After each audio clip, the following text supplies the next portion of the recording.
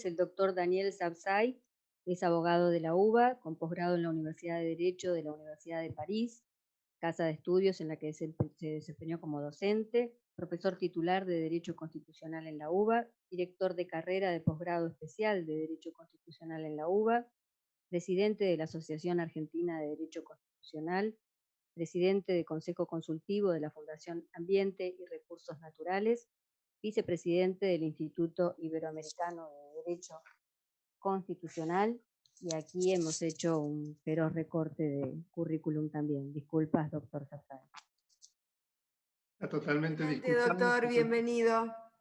Muchísimas gracias, senadora Sagnún. Le agradezco muchísimo la posibilidad que me brindan de poder expresarme en las comisiones del Senado. Saludo a todos sus integrantes y desde ya que está excusada, doctora Ocariz, porque no tiene ninguna importancia la lectura realmente del currículum. Pasando al tema que nos ocupa, yo voy a hacer una visión desde la constitucionalidad de lo que entiendo que es la reforma en su totalidad, de la cual este es uno de los capítulos. La reforma en su totalidad en realidad comienza en el Poder Ejecutivo a través de un decreto de necesidad de urgencia que crea un consejo asesor para expedirse en distintos temas, entre los cuales la Corte Suprema de Justicia de la Nación, el Consejo de la Magistratura, Ministerio Público y la implementación del juicio por jurados en todo el territorio. La composición, además de la inconstitucionalidad de ese decreto, porque no es de ninguna manera cumple la excepcionalidad que es la imposibilidad de la reunión del Congreso por circunstancias excepcionales. Tanto eso no se da que al mismo tiempo se envía este proyecto, con lo cual el mismo presidente está reconociendo que el Senado, que el Congreso en realidad está en sesiones. Así que marco esta primera inconstitucionalidad. Pero esto se repite luego en la composición de ese Consejo, que además de ser absolutamente monocolor, prácticamente 8 de los 11 miembros pertenecen o son afines al oficialismo, no hay tampoco especialistas realmente en cuestiones propiamente dichas de carácter judicial o que se hayan desempeñado en algunos de los temas que les toca precisamente decidir. Por ejemplo, en juzgados, etcétera, etcétera, donde se hayan podido tomar una experiencia al respecto. Por otro lado, encuentro que aparecen situaciones graves de conflictos de interés. Por ejemplo, en el caso del doctor Beraldi y el doctor Aslanian, son abogados de dos de las personas o de varias de las personas más involucradas en delitos de corrupción que comprenden una cantidad enorme de procesos y han interpuesto ante la Corte Suprema también varios recursos que deben ser sustanciados ante esa Corte. Por lo tanto, van a defender a las dos partes, a sus clientes y también al Poder Ejecutivo, porque todos los integrantes de esa comisión, de ese consejo, son funcionarios públicos, aunque estén ad honorem. Otra situación también curiosa es que haya jueces de provincia que se desempeñan como funcionarios del Poder Ejecutivo, pese a la prohibición que claramente establece la Constitución, que no se puede hacer al mismo tiempo funcionario de provincia y funcionario del gobierno nacional. Entonces, vemos que todas estas cuestiones llevan también a otra grave inconstitucionalidad, que es la violación del artículo 109.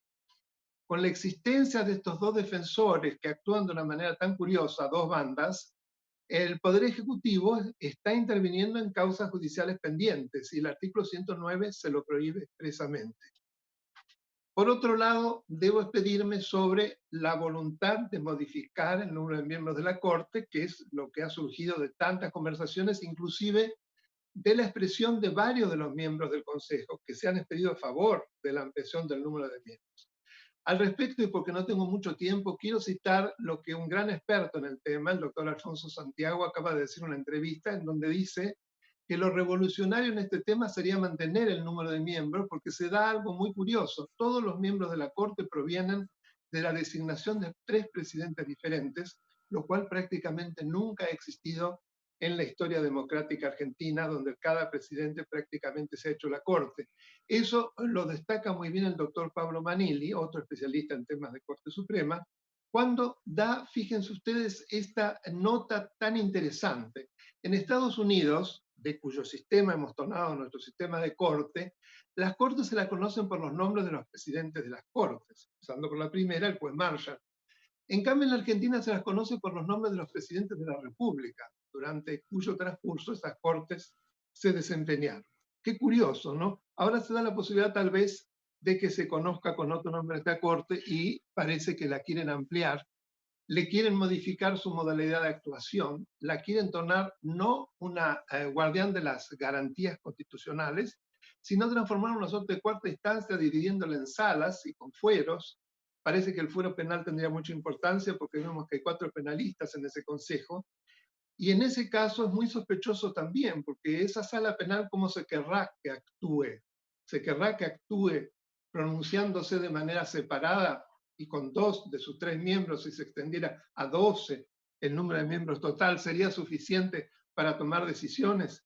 En ese caso es claro advertir que sería inconstitucional y que solo una reforma constitucional podría modificar el sistema, ya que la Constitución es clarísima cuando expresa una Corte Suprema, es decir, que para que haya una sentencia válida hace falta el pronunciamiento de por lo menos la mayoría absoluta de los miembros, si no, no lo habría. Respecto al Consejo de la Magistratura, yo creo que es el organismo que más requiere de modificación, porque se lo ha absolutamente desnaturalizado a través de un predominio que viola el equilibrio que exige el artículo 114 de la Constitución Nacional. Y hoy más del 50% de los miembros, la mayoría absoluta, 7 sobre 13, son de origen político, con lo cual se desnaturaliza el propósito que tuvo el constituyente cuando en 1994 entendió que debía anteponerse una instancia técnica para la selección, para el inicio de un proceso de destitución de los jueces de los tribunales inferiores federales, antes de que participaran los órganos políticos. Pero resulta que los órganos políticos se han puesto también antes. Y eso lleva a una situación en la cual la independencia de los jueces federales es sumamente precaria, lo sabemos todos. Pareciera que tienen que tener padrinos, de lo contrario no tienen la suficiente independencia, porque para llegar es absolutamente necesario ese apoyo, lo que es lógico si el predominio no es técnico, es meramente político. Así que ahí habría que poner la primera mirada para modificar el Consejo de la Magistratura, el sistema de la justicia. De nada sirve todo lo que ahora se propone si el Consejo de la Magistratura sigue en las mismas, con las mismas características. Dentro de este Estamos en camino, tiempo, doctor. sí, Disculpe. dentro del camino que yo marco hacia la impunidad, me preocupa mucho el modo como se lo quiere inconstitucionalmente sacar al actual Procurador General Provisorio, habiendo prácticamente armado una suerte de cámara o de comisión interna para la destitución, desde un procedimiento que por supuesto que no corresponde, pero que lima enormemente el buen nombre y la probidad de ese funcionario. En suma, la constituye inoportuna por los mismos motivos que establecieron tanto el doctor Balbín como la doctora Libashki, directora del CELS en su momento, como el doctor Piumato. Además, es una reforma que se plantea con una desprolijidad notable, como surgió de todas las personas que conocen sobre sistemas de procedimiento, no tiene ningún apoyo en un mapeo sobre la justicia, es realmente lamentable con la improvisación que se lo ha hecho, con lo cual esto me confirma aún más que no es que se ha querido mejorar la institucionalidad, lo que se ha querido es apuntar a asegurar la impunidad de aquellos que se encuentran sujetos a procesos por graves delitos contra la administración del Estado. Hay Y preguntas, doctor. bueno, muy bien. Voy a contestar las preguntas. Quería redondear, pero no importa. No, redondee, doctor, redondee, por favor. No lo quiero interrumpir en el uso de la palabra. No, Redondee. quería decir que con respecto a la falta de interés de los sectores realmente vulnerables que no encuentran verdadera justicia, en el día de ayer, que no sé si ha sido citada, pero sería muy interesante, a quien yo no conocía, la doctora María Fernanda Poggi, que es la fiscal nacional de menores y vicepresidenta de la Asociación de Fiscales y Funcionarios del Ministerio Público Fiscal de la Nación, titula en un muy interesante artículo: el proyecto es una verdadera ofensa a la niñez.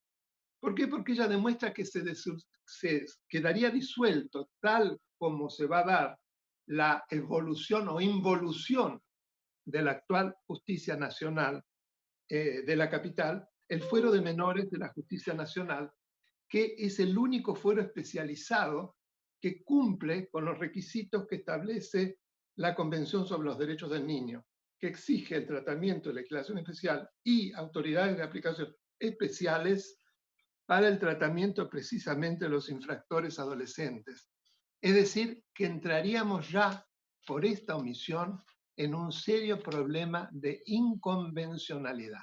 Es decir, que de ninguna manera acá se ha tenido en cuenta un mayor acceso a la justicia, la protección de los sectores vulnerables, para nada. Acá lo que se atiende es a ver el modo como se sacan determinadas causas de corrupción, acelerando los tiempos y además tratando de imponer un sistema en el cual la Corte Suprema se meta durante la tramitación de los procesos, lo cual hemos visto que ya ha ocurrido, que ya ha habido intentos y no por casualidad hay tantos recursos extraordinarios para hacerle a la Corte Suprema lo que la Corte Suprema no puede hacer.